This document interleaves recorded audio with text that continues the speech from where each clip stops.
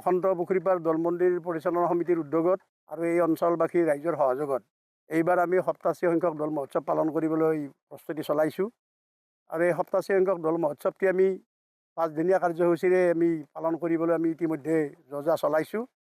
2 মাৰ্চৰ পৰা আমাৰ 6 মাৰ্চলৈ 5 দিনীয়া কাৰ্যসূচীত বিভিন্ন ধৰণৰ কাৰ্যক্ৰমণিকাৰে আমি কাৰ্যসূচীখন প্ৰস্তুত কৰিছোঁ। প্ৰথম দিনা আমাৰ স্থায়ী সমিতিৰ সভাপতিৰ দ্বাৰা পতাকা উত্তোলনৰ দ্বাৰা আমাৰ কাৰ্যসূচী আৰম্ভ হ'ব আৰু সন্ধিয়া 8:30 বজাত আমাৰ মূলদ্বাৰ মুকলি হ'ব। আৰু মূলদ্বাৰ মুকলি কৰিব আমাৰ নলবাৰী সমষ্টিৰ সন্মানীয় বিধায়ক তথা অসম চৰকাৰৰ কেবিনেট মন্ত্ৰী জয়ন্ত মল্ল বৰুৱা ডাঙৰীয়াই মূলদ্বাৰ উন্মোচন কৰিব।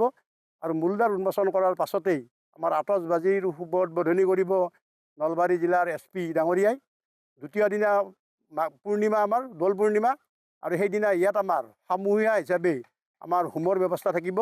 আৰু হোম শেষ হোৱাৰ পাছত প্ৰসাদ গ্ৰহণ কৰাৰ পাছতেই আমাৰ প্ৰায় 12:30-1 বজাৰ ভিতৰত প্ৰায় 10,000 ভক্তক আমি একেলগে মহাপ্ৰসাদ দিয়াৰ আমি চিন্তাৰ চৰ্চা কৰিছোঁ। আৰু এই গোটেই 5 দিন কাৰ্যসূচী আমি সুকলমে পৰিচালনা কৰিবলৈ আমি 51জনীয়া এখন পৰিচালনা সমিতি গঠন কৰিছোঁ। আৰু তাৰ সমান্তৰালভাৱে প্ৰতিটো বিভাগৰে একোখনকৈ উপসমিতি, প্ৰায় 14খন উপসমিতি আমি গঠন কৰি দিছোঁ। প্ৰতিখন উপসমিতিয়ে ইতিমধ্যে নিজৰ নিজৰ দায়িত্ব পালন কৰি প্ৰায় 80% কাম ইতিমধ্যে আমাৰ সমাপন কৰি উলিয়াইছে। বাকী 10-20% কাম আজি আৰু কালিৰ ভিতৰত নিশ্চয় সম্পূৰ্ণ কৰি উলিয়াব বুলি আমাক উপসমিতিৰ বিষয়ববীয়াসকলে আমাক জনাইছে। দ্বিতীয় দিনা আমাৰ 10:30 বজাত আমাৰ ধৰ্মধ্বজা উত্তোলন থাকিব। আৰু সেই ধৰ্মধ্বজা উত্তোলন কৰিব নলবাৰী জিলাৰ সন্মানীয় আয়ুক্ত নিবেদন দাস পাটোৱাৰী ডাঙৰীয়াই।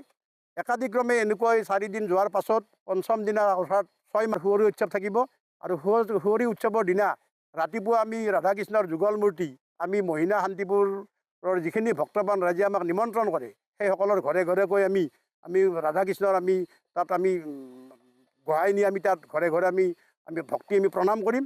আৰু এইটোৰ দ্বাৰা আমি নিশ্চয় আমাৰ সনাতনী ধৰ্মৰ যিখিনি আমাৰ উন্নতি বা আমাৰ একত্ৰিত হ'ব। আমাৰ এনেকৈ আমাৰ গৈ আমাৰ শেষৰ দিনা 6 মাৰ্চ আমাৰ সাংস্কৃতিক সন্ধিয়াৰ আমাৰ অনুষ্ঠান থাকিব। আৰু সেইদিনীয়া আপোনালোকে শুনি সুখী হ'ব যে আমাৰ আমাৰ নিপেন দাস ডাঙৰীয়া আমাৰ CMD, তেখেতক আমি এবৰ CMD নিপেন দাস ডাঙৰীয়াক আমি নিমন্ত্ৰণ কৰিছোঁ। ইতিমধ্যে তেখেতে আমাক কথা দিছে যদি সাংঘাতিক কিবা অসুবিধা নহয় তেতিয়া নিশ্চয় আমাৰ মাজত আহিব। আৰু তেখেতকো আমাৰ এই 5 দিনীয়া দৌল মহোৎসৱৰ মঞ্চত আমি চিনাকি কৰি দিয়াৰ আমি নিশ্চয় চিন্তা চৰ্চা কৰিছোঁ। আমি আশা ৰাখিছোঁ তেখেতৰ পদাৰ্পণে আমাৰ এই অনুষ্ঠানটো আৰু অধিক মাত্ৰা লাভ কৰিব বুলি আমি আশা কৰিছোঁ। আৰু 6 তাৰিখে যি সাংস্কৃতিক সন্ধিয়াৰ অনুষ্ঠান থাকিব 8 বজাত আমি সাংস্কৃতিক সন্ধিয়াৰ মঞ্চ আমি উদ্বোধন কৰিম। উৎসৱ মহোৎসৱৰ যি সাংস্কৃতিক সন্ধিয়া তাত গান পৰিৱেশন কৰি এই অঞ্চলৰ ৰাইজক নিশ্চয় মোহিত কৰিব পাৰিব।